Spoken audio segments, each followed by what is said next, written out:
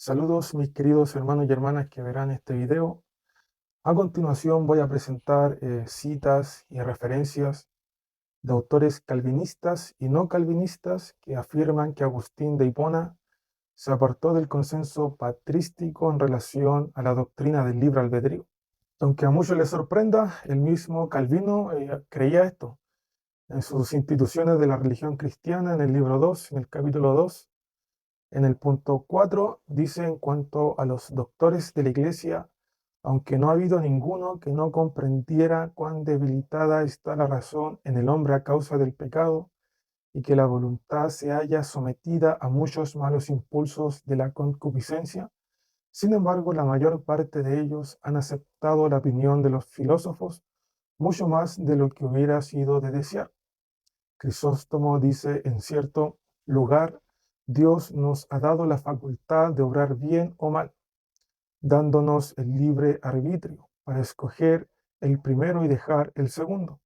No nos lleva a la fuerza, pues nos recibe si voluntariamente vamos a él.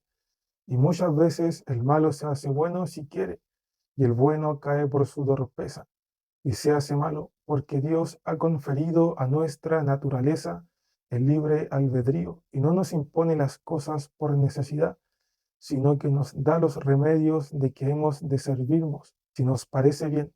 Y también, así como no podremos jamás hacer ninguna obra sin ayuda de la gracia de Dios, tampoco si no ponemos lo que está de nuestra parte, podremos nunca conseguir su gracia.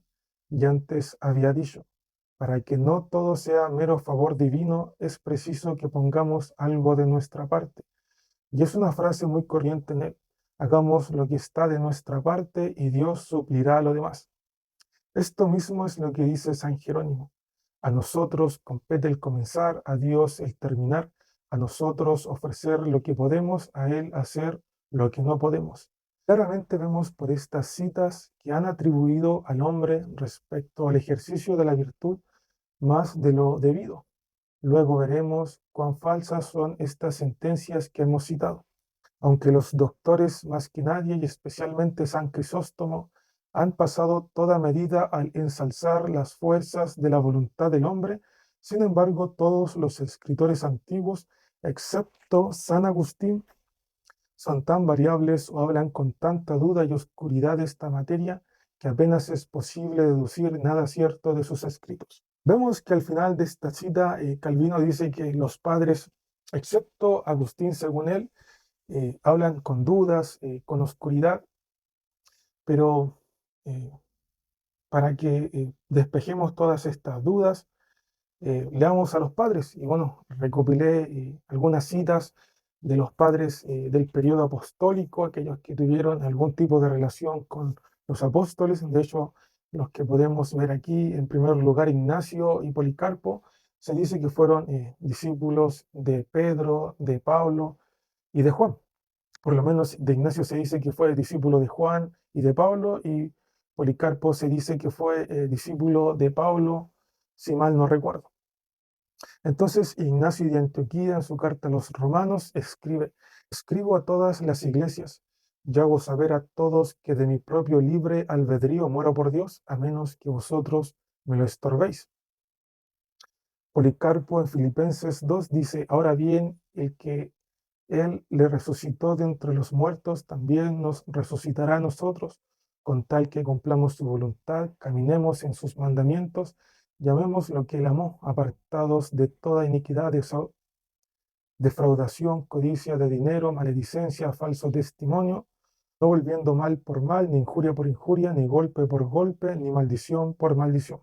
El pastor de Hermas, en la visión tercera, 7, dice, los que han creído, pero que luego arrastrados de sus dudas, abandonan su camino, que es el verdadero, imaginándose pues que son capaces de hallar camino mejor, se extravían y lo pasan miserablemente andando por soledades sin senderos. Didache dice, vigilad sobre vuestra vida, no se vayan vuestras linternas, ni se desciñan vuestros lomos, si no estad preparados, porque no sabéis la hora en que va a venir el Señor. Reunidos con frecuencia, inquiriendo lo que conviene a vuestras almas, porque de nada os servirá todo el tiempo de vuestra fe si no sois perfectos en el último momento. Clemente a los Corintios escribe: porque vive Dios y vive el Señor Jesucristo y el Espíritu Santo, y también la fe y la esperanza de los elegidos, que solo el que en espíritu de humildad y perseverante modestia cumpliere sin volver atrás las justificaciones y mandamientos dados por Dios, solo ese será ordenado y escogido en el número de los que se salvan por medio de Jesucristo. Y bueno, mi interés en este artículo no es eh, profundizar a fondo sobre los padres, sobre el libre albedrío, y creo que con estas citas bastará, ya que mi interés principal es poder citar estos autores calvinistas y no calvinistas que apoyan la tesis de Wilson de que Agustín de Hipona de una u otra manera fue influenciado por el maniqueísmo y que él cambió la visión tradicional que se tenía sobre la doctrina del libre albedrío, e influenciado por esta eh, doctrina maniquea, propuso una innovación teológica en la iglesia. Y si bien no todos hacen esta conexión, los autores que leeré sí, los últimos, que son muy buenos y espero que se queden hasta el final, ya que son de contemporáneos, son escritos de nivel académico y son muy buenos. Y bueno, son las últimas citas que estaré leyendo. Bueno, Lorraine Boetner, en su libro La doctrina reformada de la predestinación, dice: puede resultar sorprendente descubrir que la doctrina de la predestinación no se convirtió en un tema de estudio especial hasta finales del siglo IV. Los primeros padres de la Iglesia, tanto en Oriente como en Occidente, hicieron hincapié principalmente en las buenas obras, como la fe, el arrepentimiento, la limosna, las oraciones, la sumisión al bautismo, etc. Por supuesto, enseñaban que la salvación se obtenía por medio de Cristo. Sin embargo, asumían que el hombre tenía pleno poder para aceptar o rechazar el Evangelio. Enseñaban una especie de sinergismo en el que había cooperación entre la gracia y el libre albedrío. Esta verdad cardinal del cristianismo, como la llaman los calvinistas, fue claramente vista por primera vez por Agustín. Fue mucho más allá que los teólogos anteriores al haber enseñado una elección incondicional. Bueno, hay que destacar la sinceridad de estos teólogos que estoy leyendo, que son calvinistas, eh, porque no todos los teólogos calvinistas hacen esto. De hecho, hay teólogos calvinistas que sacan de contexto los textos patrísticos, algunos incluso con un tremendo fanatismo, eh, mienten y dicen que los padres de la iglesia creían en el tulip, que los padres de la iglesia eran calvinistas, y uno de ellos en el medio hispano, hace tiempo atrás, este señor Sugel Michelin afirmaba que Pablo era calvinista. Entonces, lamentablemente hay teólogos calvinistas que no son sinceros con la historia de la iglesia, que eh, ponen por delante su fanatismo calvinista y lamentablemente llegan al punto de mentir, de tergiversar la historia, y es algo muy lamentable, pero es algo muy loable que hayan teólogos eruditos calvinistas, así como Calvino, que reconocían que los padres de la iglesia en su consenso creían en el libre albedrío y que era Agustín la excepción y el que produjo una innovación teológica en la doctrina de la iglesia. Luis Berkhoff, en su teología sistemática, dice: hasta la época de Agustín, la predestinación no constituyó en la historia un asunto importante de discusión. La mencionan los primitivos padres de la iglesia, pero no parece que tuvieran de ella un concepto muy claro. En lo general la consideran como la presencia de Dios con referencia a las acciones humanas, base sobre la cual Dios determina el futuro destino de los hombres. De aquí que fue posible para Pelagio apelar a algunos de aquellos primitivos padres. Según Pelagio, dice Wewers, la preordenación para salvación o para condenación se funda en la presencia. Consecuentemente, no admitía una predestinación absoluta, sino en todo sentido una predestinación condicional. Al principio Agustín mismo se inclinó a este punto de vista, pero una reflexión más profunda sobre el carácter soberano del beneplácito de Dios lo condujo a ver que la predestinación en ninguna manera depende de la presencia divina respecto a las acciones humanas, sino que más bien esta es la base de aquella. Y bueno, también como se ha descubierto en los últimos estudios sobre Pelagio, en este libro ya conocido en el medio anglo, The Myth of Pelagianism, de Ali Bonner, se ha demostrado que Pelagio no era pelagiano, que fueron sus discípulos los que exageraron algunas de sus doctrinas, pero Pelagio creía en la salvación por fe, solo por la gracia de Dios, pero también creía en un libre albedrío, como también todos los padres pre-Agustín lo creían. Como ya leí algunas citas, esta era la creencia universal de la iglesia y fue Agustín quien hizo una innovación al respecto. Entonces, si bien estos autores calvinistas que he estado leyendo afirman que Agustín se desvió del consenso patrístico, no lo relacionan al maniqueísmo como lo veremos un poco más abajo, ya que ahora pasaremos a ver a los autores no calvinistas y ahí podremos ver cómo hay estudios académicos, no solamente de Ken Wilson, sino que aparte de él, que sustentan y afirman que Agustín de Hipona tuvo una influencia maniquea de la cual él bebió y produjo innovaciones teológicas que se apartaban del consenso patrístico. Alistair McGrath, este reconocido historiador de la Iglesia, escribe: la tradición teológica pre-Agustín es prácticamente de una sola voz en aseverar la libertad de la voluntad del hombre. Yaroslav Pelikan, este erudito ortodoxo, escribe: más allá de la tradición teológica occidental, sin mencionar la oriental, al postular una doctrina de la predestinación, incluyendo la de la predestinación a la condenación y la de la irresistibilidad de la gracia, incluso aquellos que se unieron a la oposición a Pelagio se negaron a concordar con la forma extrema asumida por esa doctrina de la predestinación de la gracia de Agustín a la que hace referencia este historiador. Y bueno, este libro, Agustín y el maniqueísmo cristiano, está compuesto por un selecto grupo de eruditos patrísticos en donde ellos escribieron sobre diferentes aspectos en que influyó el maniqueísmo en la teología de Agustín.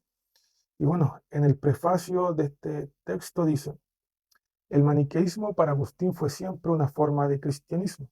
En los últimos años, los especialistas que estudian al padre de la Iglesia del norte de África han comenzado a destacar que en todo momento y durante toda su carrera describe a los maniqueos como cristianos heréticos, por supuesto, pero no por ellos menos, e incluso describe explícitamente su organización religiosa como una iglesia.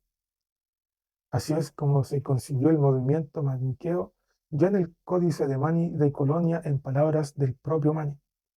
El presente libro puede dar testimonio de este cambio de paradigma. El título, deliberadamente sugerente, pretende dar plena relevancia al tema que une a sus ensayos, a menudo reveladores.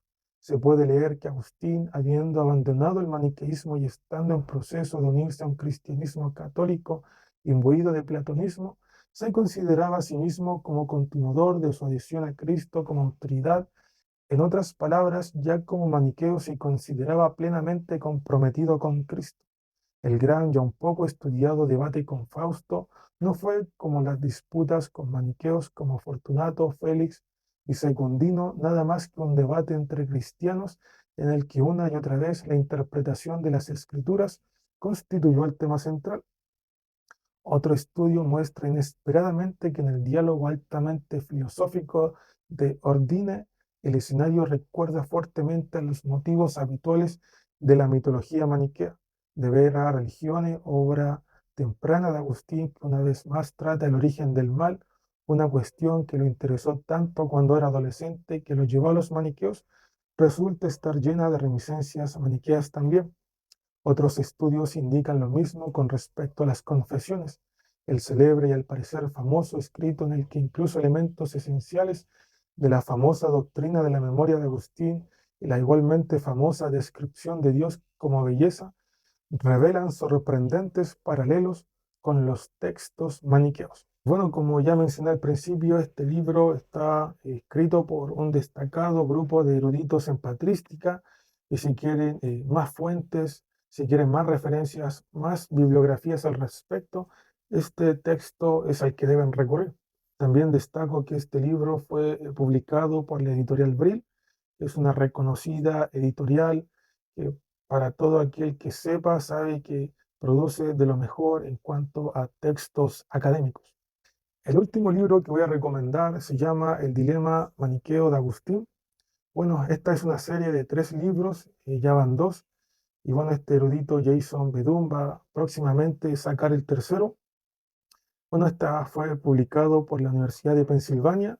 Me encontré una reseña académica del libro, la cual dice, el agudo ángulo de visión del libro descubre brillantemente la mentalidad maniquea de Agustín, incluso después de convertirse al catolicismo, pero también coquetea con el reduccionismo y pierde cierta perspectiva sobre el Agustín histórico. Recorre las obras de Agustín que se pueden fechar en el periodo del 388 al 401, con un ojo puesto en la más elaborada de sus obras antimaniqueas, las Confesiones.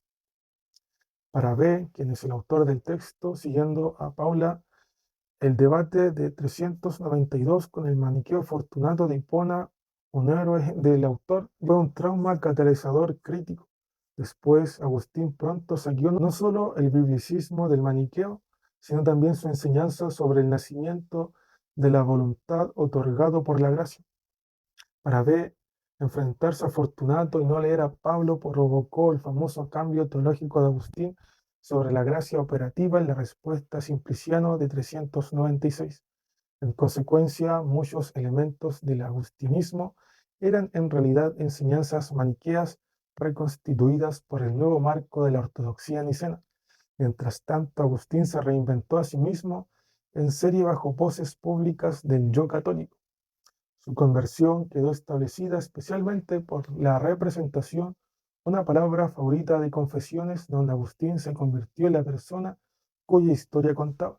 Con precisión láser, lee Agustín dentro de sus profundos enredos culturales, históricos y religiosos, obligando a los lectores a ver a un Agustín que no se menciona a menudo, con las manos sucias y un espíritu altivo. No permite lecturas fáciles de Agustín que lo dejen montado en el vitral de la historia triunfalista de la Iglesia. Bueno, el que escribió esta review se llama Michael Cameron, de la Universidad de Portland. Y bueno, ahí está la bibliografía. Y bueno, en estos 2 últimos textos que son contemporáneos, podrán encontrar una gran cantidad de literatura académica que sustenta la relación de Agustín con el maniqueísmo, tesis que también escribió Ken Wilson en su tesis doctoral aprobada por la Universidad de Oxford y como ya sabemos, el libro que produjo, El fundamento del calvinismo agustiniano, es un resumen de esta. Entonces, esto nos da a entender que no solamente Wilson cree en esta relación de Agustín con el maniqueísmo, sino que ya hay un sector en la actualidad, en la academia, en la erudición, que cree y ve y sustenta esta relación eh, que tiene Agustín con Mani. De hecho, hay un texto también que se llama Agustín y Mani, si no me equivoco, también de la misma editorial Brill, que se llama así, Agustín y Mani. Bueno, está todo esto en inglés. Y bueno, por falta del tiempo no la incluí en este artículo, pero sí, si Dios lo permite, más adelante me gustaría hablar sobre algunos textos, artículos, a profundidad, leerlos, hacer algunos comentarios de académicos que sostienen la innovación de Agustín con respecto a la doctrina del libre albedrío y su influencia maniquea en sus escritos.